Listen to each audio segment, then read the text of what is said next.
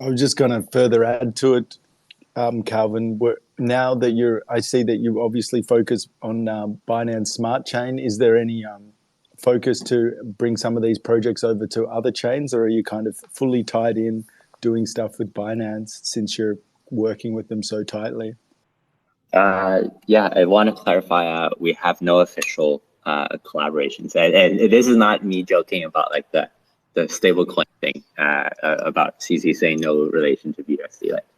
Like on paper, we have zero collaborations and zero lock in with any chains or vendors. I think our goal really is to try and bring project teams to be in front of as many users as possible.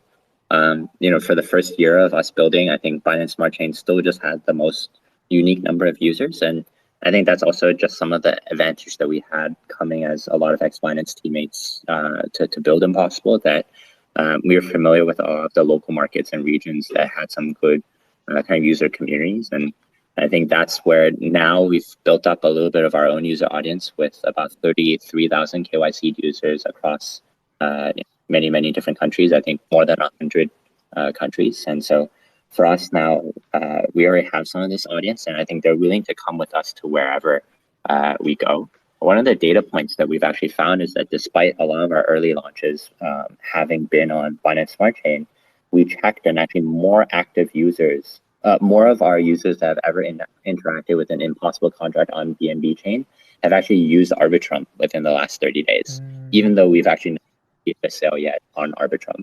So that's some of the beauty of when we work in a fully decentralized world.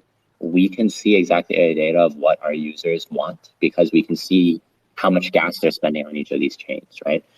So we are actively looking for users and projects across any other chain. Our platform has been, spending a lot of time in building our platform to be multi-chain. So we now have the infrastructure ready to take on sales across many, many chains as well. We can also do simultaneous launches so that tokens could technically be sold to different groups of communities. If a project like a Bridge or somebody else wanted to target users from multiple communities, that's actually technically doable now on our platform. So I would say we are very much multi-chain maxi, if that can be a word.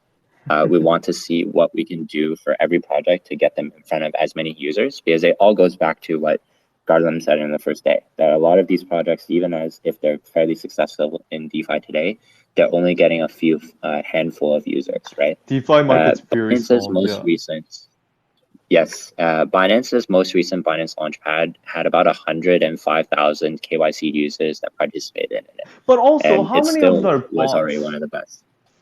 Like, I'm just wondering, Yeah, how well, many of them are bots, right? So, like, we don't know that. well, I can't guarantee if those are unique people, right? Yeah. But what I can say is that of those 100,000, right, in theory, Binance with 7,000 employees or more should actually have a lot more users that participate in one of their most attractive products. When their platform only has 13x the number of employees that are using their product, I think there's still a lot of room to improve in this launchpad space. Impossible is a 25 man team. Obviously, we're still fairly large for DeFi teams, but nowhere near the scale of centralized companies, right? But when you think about it, the fact that we have 33,000 KYC users, that is basically 1/3 of Binance's scale, without anywhere near 1/3 of the foot traffic. Binance has 69 million page views in a month. I think we are in the hundreds of thousands. Yeah. Like where maybe like a factor of 100 or 200x away in terms of page views, right. Factor of 100x or 300x in terms of employees, but somehow our product can still have somewhere within a magnitude of 10 of usage and audience. I think that's something that gets me really excited every day when I know that the work that we as a team at scale, maybe we're not as big, but we're pulling our weight in terms of the headcount that we have and the amount of work that we're doing on the research side to prepare all of these launches to give to the public. This is why I like working with you, man. You're such a dreamer. You're such a dreamer, man. Well, I mean, yeah, every time I listen to you, I get inspired. No. It's also where I think sometimes I'm also a little bit cocky in what we do ourselves, right? But I think you have to be confident in what you want to do in order in order to want other people to get on this bandwagon, right? I think at Impossible, about 1/3 of our headcount is research teammates, if you include myself. And I think there's no other sale platform or investment platform inside the space that has 1/3 of their headcount doing research. I think that speaks the loudest about the types of communities that we hang out in, the types of alpha that we want to bring to users. The other platforms, as you guys, you and Otter both mentioned, there are a lot of guys that sell tokens, but if you notice, everybody you might know from those teams are probably BD people.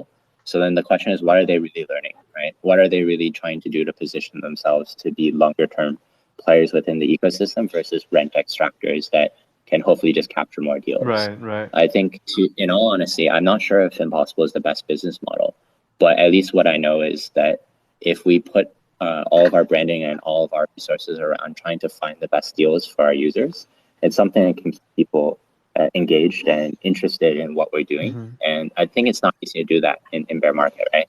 And that's why I'm really excited to be a part of this space, be a part about all the things that you guys are doing on the research and kind of community sides.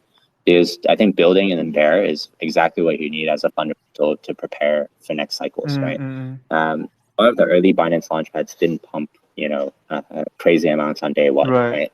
But now, when I looked back earlier this week in terms of the top 100 on CoinMarketCap or CoinGecko, right?